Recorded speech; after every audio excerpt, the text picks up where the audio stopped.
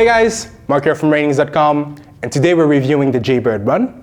Now Jaybird has made some pretty good and well-rounded wireless in-ears in the past, like the X3 or the Jaybird Freedoms, but the Jaybird Run had their first attempt into the truly wireless headphone market. Unfortunately, this also means that there might be a few hiccups and a few flaws since the technology is still pretty recent. So how do they perform? And should you get the Jaybird Run now or wait for a more updated model? Well, in this review, we're going to explore their design, their sound, which you'll get to hear for yourself later on, their isolation, as well as the active features. But as always, let's start with what's in the box. The Jaybird Run come in a pretty standard packaging, similar to all their previous models. In the box, you have the charging case with the headphones inside. You also get the typical Jaybird pouch for all the accessories. And below that, you have the charging cable, the manuals, and a sticker.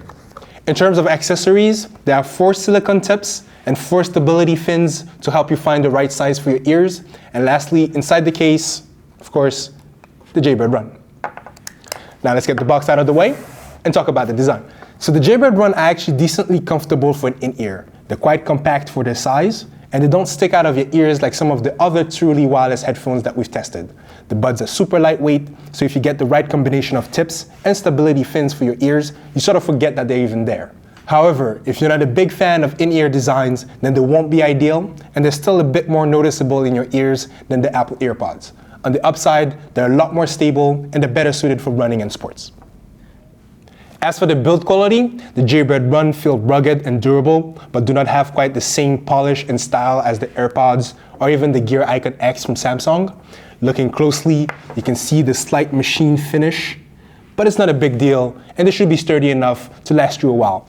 The build quality of the case, however, is a bit more concerning. It should protect the earbuds from mild impacts and drops, but the lid and hinge feels very flimsy, and the case is surprisingly bulky. It won't fit in your pockets as nicely as some of the other truly wireless cases that we've tested.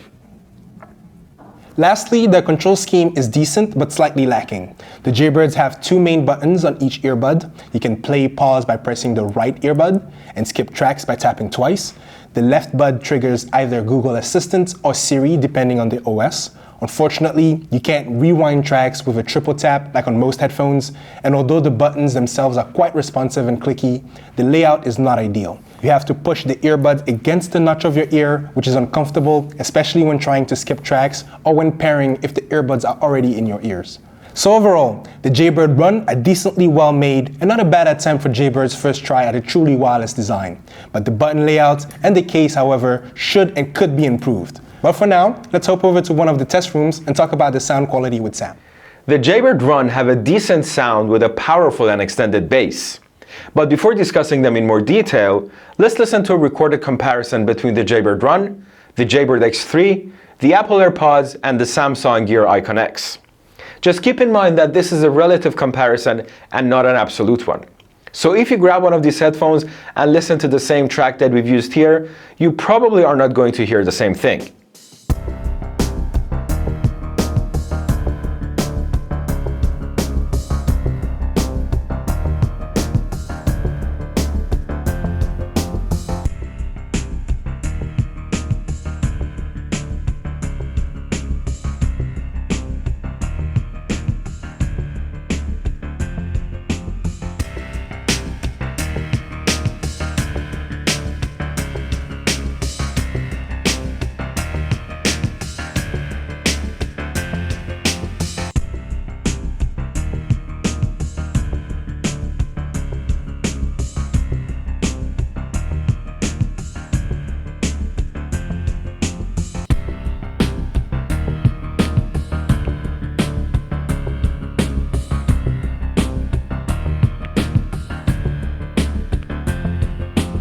As you probably noticed, the sound of the Runs is nearly identical to the X3, which seems to be the Jaybird sound signature. They have a well-extended and deep bass, but the 5 dB bump around 200 Hz makes their bass a bit boomy sounding. Compared to the AirPods, the Jaybirds produce significantly more sub-bass. But because sub-bass is quite difficult to hear, especially within ears, the difference is not going to be as big as it seems. The Samsung IconX kinda sits between the Jaybirds and the AirPods. It has more sub-bass than the AirPods, but it also shares the 200 Hz bump that the Jaybirds have. If you care about bass, then the Jaybirds are the ones to pick here. The mid-range of the Jaybirds, which happens to be identical to IconX's mid-range, are also very good, but slightly recessed. This gives more emphasis to the bass sounds and pushes vocals slightly to the back of the mix. However, this effect would be quite subtle. On the other hand, the mid-range of the AirPods are a bit forward-sounding, which gives more emphasis and presence to vocals and lead instruments. In the treble range, we have the same pattern more or less. The Jaybirds are a bit less emphasized than the AirPods, and therefore we sound more neutral than the AirPods, which tend to be on the bright side. The IconX again sits between the two and has the most neutral sounding treble of the four. However, all of these four headphones could sound a bit sharp and piercing with S and T sounds because of their peaks in frequency response between 6 and 10 kHz. For isolation and leakage, we have also prepared some recordings for you to listen to and compare. First up is isolation.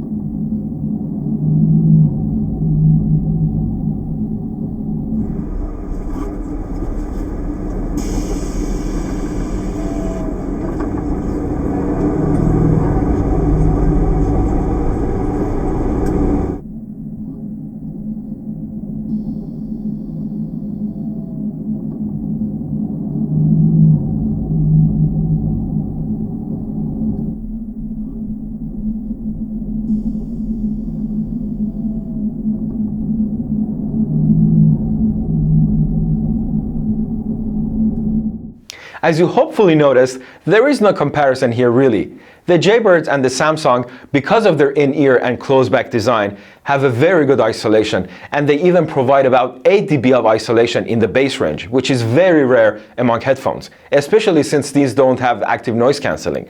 The AirPods, on the other hand, provide no isolation because of their open back and earbud design. Now let's listen to the leakage.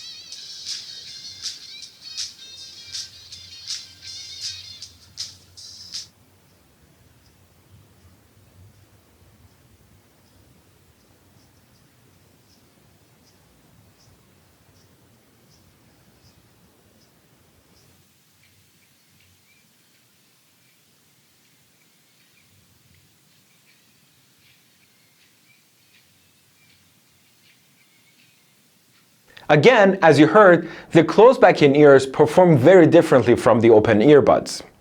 The leakage of the Jaybirds and the Samsung are nearly non-existent. But the AirPods leak significantly more, and if you really blast your music, it could be audible to people around you in quiet environments. So if good isolation and low leakage is your priority, then go with the Jaybirds or the Samsung. But if you'd like to be able to hear your surroundings, for example when you go for a walk, then the AirPods may be the better option for you. And now for the active features. The Jaybird Run have a surprisingly decent range for a truly wireless headset. They reached up to 35 feet without any major connection drops when the Bluetooth source was obstructed, and about 80 feet in direct line of sight. It's decent for most activities and will be good enough for a small to medium-sized office, but they won't be as good as some of the previous models from Jaybird. Latency-wise, the Jaybird Run perform a bit worse than most Bluetooth headphones. They have about 220 milliseconds of latency, which is somewhat okay for music and listening to audio, but won't be suitable for watching movies and a lot of video content. Also, the earbuds are not completely independent of each other like the AirPods. Pairing with new devices is done with the right earbud, which is the primary, the left being the secondary. This also means that obstructing the right earbud would cause a bit more connection drops. But on the upside, we didn't notice any latency issues between the earbuds once synced, which sometimes happens with other truly wireless models. Battery life-wise, the Jaybird have about 3.8 hours of continuous playback. The case provides an additional 2 charges, which totals to about 12 hours of battery life. It's decent, but won't be ideal for more heavy users with long listening sessions. On the upside, they have a quick charge feature, so 5 minutes in the case gives you about 15 minutes of playtime, which is pretty convenient. They're also compatible with the Jaybird My Sound app, which gives you a good graphic EQ with presets that lets you customize the sound profile to your liking. You can share playlists with the Jaybird community, and you get a few new options unique to the Jaybird Run. This lets you change to alternate controls where the right and left buttons are remapped to just volume and not track skipping and voice assistance. You also have access to finding the last known location of your earbuds in case you misplace them. So in the end, the Jaybird Run are definitely one of the better options in the truly wireless race for now. They sound good, they're great for sports, and once paired with your phone, they're actually fairly easy to use. Unfortunately, the control scheme is lacking a few functions, and the layout of the buttons is mediocre at best. They also don't have the slick and stylish finish of some of their competitors, like the Apple AirPods. But overall, they isolate well, they have a decent battery life and range, and they're versatile enough for most use cases. We wouldn't recommend them over the Jaybird X3, but they're a solid option if you want to go truly wireless. And that's pretty much it. If you like what we do here, subscribe to our channel or become a contributor, and thanks for watching. See you next time.